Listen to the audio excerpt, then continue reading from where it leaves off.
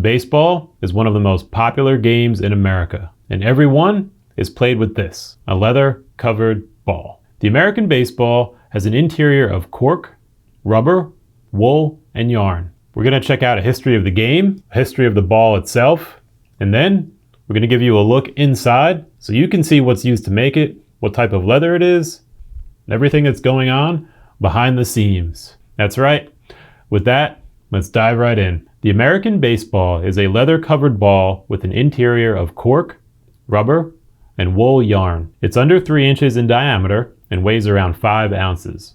Rawlings Sporting Good Company has manufactured the official Major League Baseball since 1977.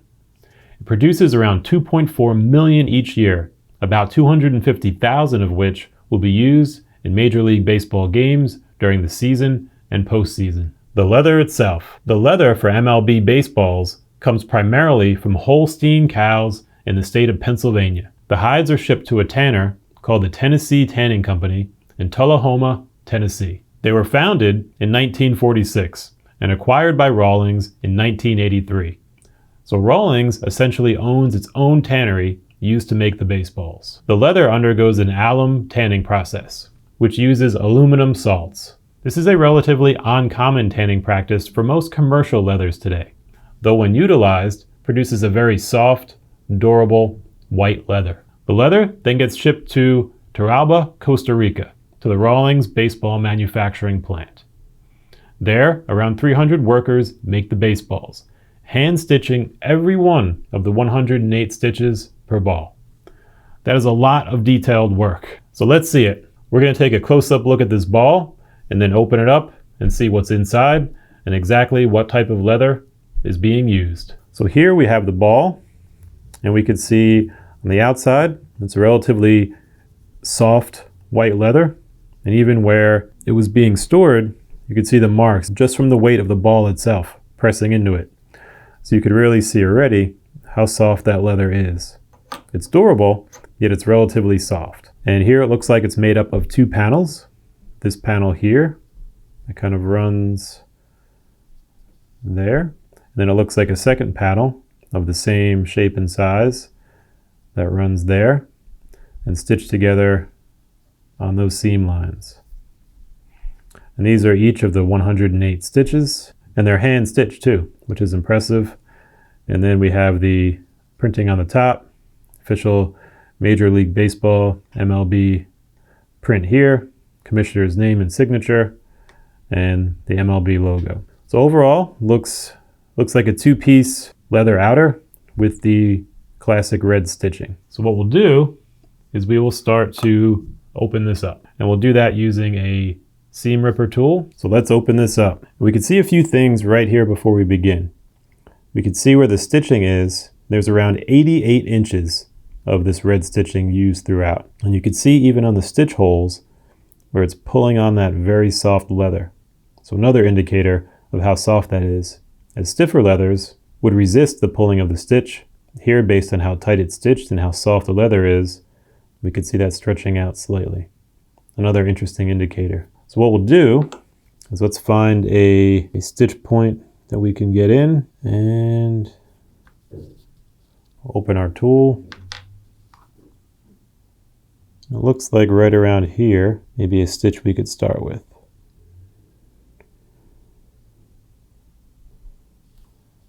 So we'll begin right there.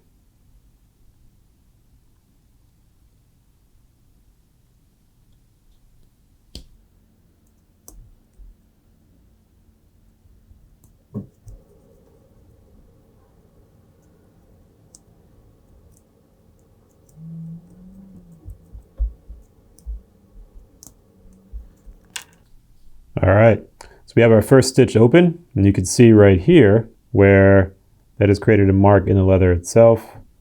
Again, another indicator of how soft it is. So what we'll do is we'll just keep working our way around and pulling this stitching out.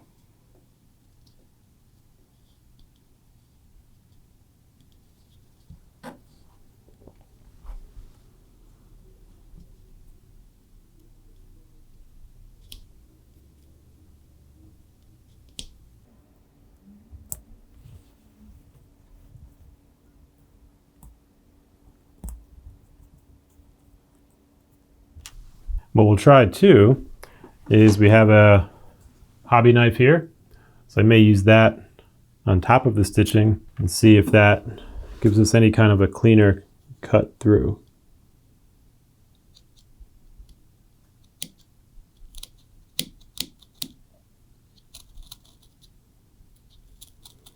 Yep, it looks like it's pretty easy that way.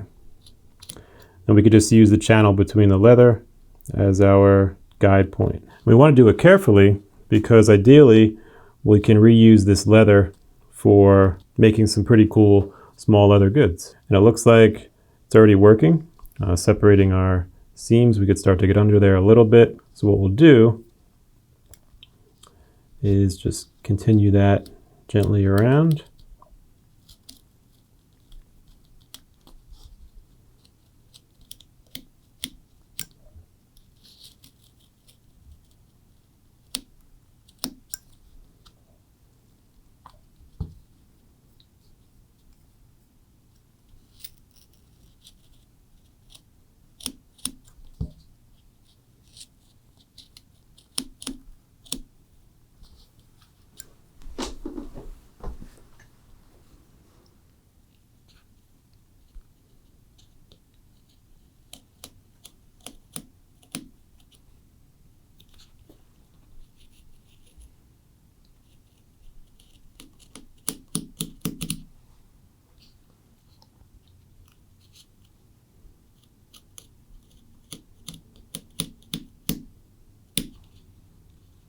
Could even hear those stitches popping as we go through.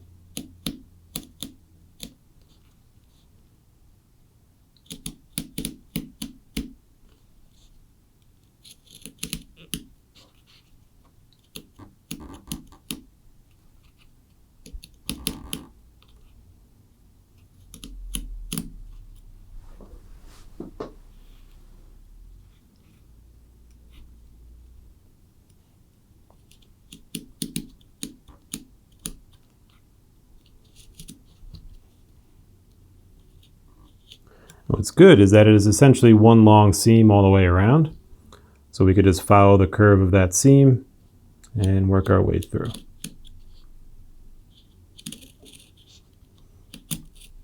Which it looks like we already did. That was quick. So here we have our seam potentially cut through. So what we're going to do is we're going to open this up and see what it looks like. Wow. So inside already we're seeing a lot of that wool yarn that is included in there. It's wound around the ball. And here it's almost, I don't know if it's glued or if it's just the leather that's been pressed into it. It does feel like there's a little bit of a tack to it. So maybe there's some adhesive applied here to the leather. So what we'll do is we'll open this up some more.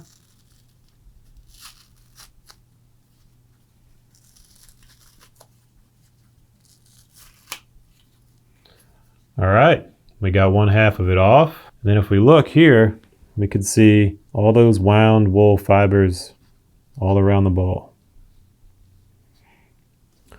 It's actually kind of cool looking that way. Maybe there could be like a clear acrylic panel.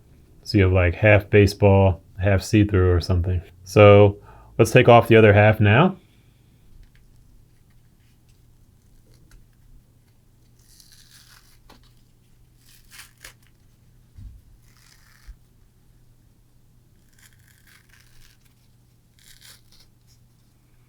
There we've got it. So that gives us our two baseball halves right here.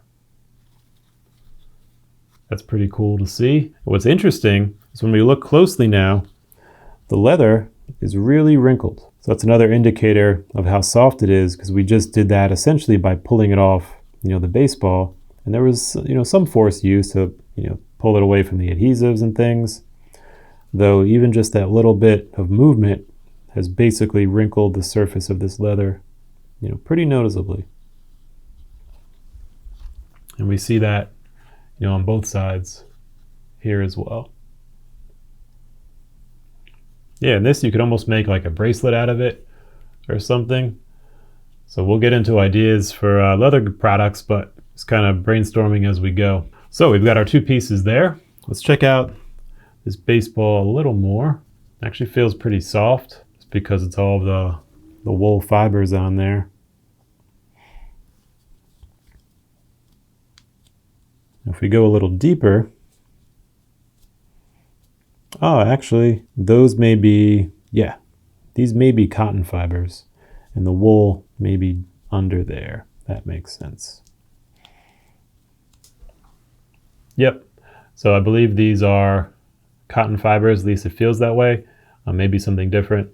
And then here, we could see very clearly now, is our wool underneath.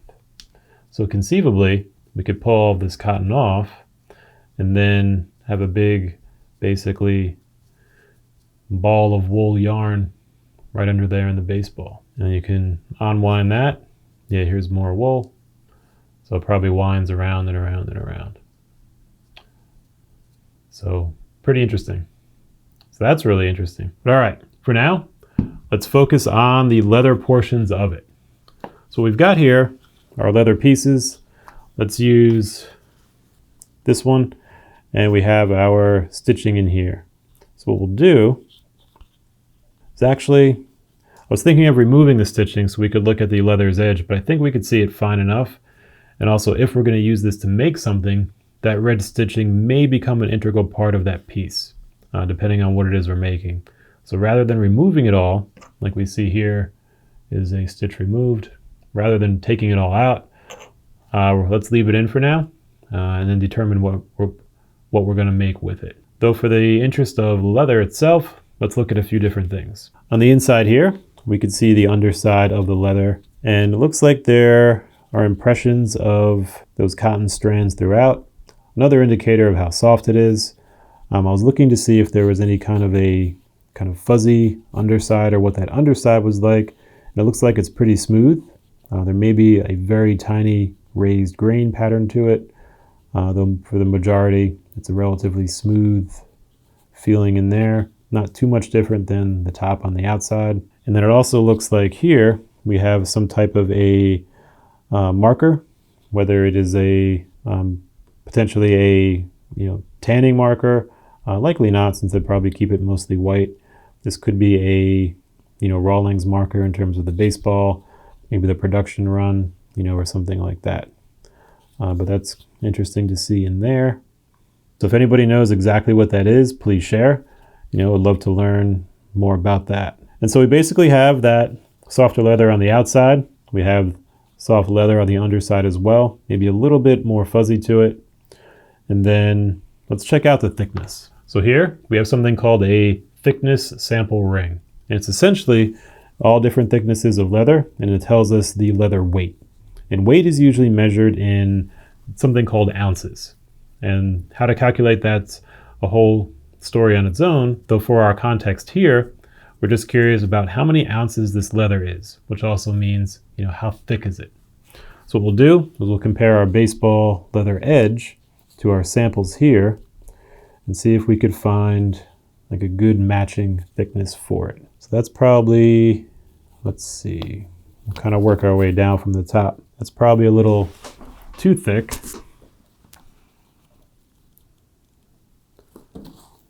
Yep, it's a little too thick there. So we'll go down to the next one. Maybe right around here. I think we're starting to get close. Let's go down to the next one. It feels a little better than that, and I think is too thin. So I think we're going to be right around here for our leather. And this is going to be a 5 to 6 ounce. And so with leather, it actually feels thinner on the inside a little bit, or does it? I think the addition of the stitching makes the edge feel a little larger just because the stitching does add some kind of depth and heft to it. So let me see if we can move some of this stitching out of the way. There we go. And we can get a good look purely at the leather's edge. Yeah, it feels a little more realistic. This feels too thin. looking at it with that, I think we're more of a 4 to 5 ounce leather for the thickness of the baseball leather, which makes sense. All right. And leather, it's measured like that, between ounces, because when you've got a really big leather hide, it's a natural material. And so the thickness is not going to be precise. For example, if we made, a big plastic sheet, we could pretty much make that exactly the same height throughout. But leather hides, which are natural, are going to vary. That's why when we talk about thickness, it's usually a range, a 4 to 5 ounce, 5 to 6 ounce, 6 to 7. That way it can account for those variations, yet still be relatively close within that range. So it looks like the baseball leather thickness is around 4 to 5 ounce. That's going to be the cow leather tanned via the alum tanning method. Awesome. So that gives us that look there. Oh, and here we have another mark on the inside, and that looks like it says BEL. Aha, there we go. There we've got that fiber out. Much clearer, BEL ACLR. So I'm not exactly sure what that is an indicator of, though it's clear there. And let's see if this says the same thing. And it has it here, but it's almost as if it's the mirrored image of it. So whereas this has it, BEL, this almost looks like it's upside down and kind of reflected on there. Like the R is upside down, the L is upside down. So I'd be curious to find out what that is, though just looking at what we've got here, that's what we've got. In the construction itself, we could see a little bit of a convex nature in this part of the leather. So it must have been stretched at some point intentionally to give it that shape. So it kind of holds that structure around the ball, possibly stretched, because when it comes from the tannery, it's generally going to be flat. So there's potentially a machine that will cut this out, and then maybe another one that this goes over some type of a mold. Maybe it's a wet mold or other type of pressure mold, and then shape to this shape, and then it's wrapped around the baseball and apparently glued slightly on the ends and then stitched up. So we've got our outside soft leather, our inside soft leather, the shape, the texture, and that's a look into the leather that is used for Major League Baseballs, where it comes from, and most importantly, reflects the history and heritage of the game. So many memories have been made from baseball, and all of it, in some way, relates to leather. And with that, we always want to turn interesting things into even more creative things. So we're going to think of some ideas of what we could make with these leather pieces. Do you have any ideas in mind? Definitely share if you do. Would love to hear them. And we're going to keep brainstorming over here. And that's a look into what's inside a baseball. The leather, the history, the people, the tannery, ultimately what makes game day, game day. If you have any questions, let us know. If you have any insights or tips to share or more information, would love to hear it. And there you have it. Until next time.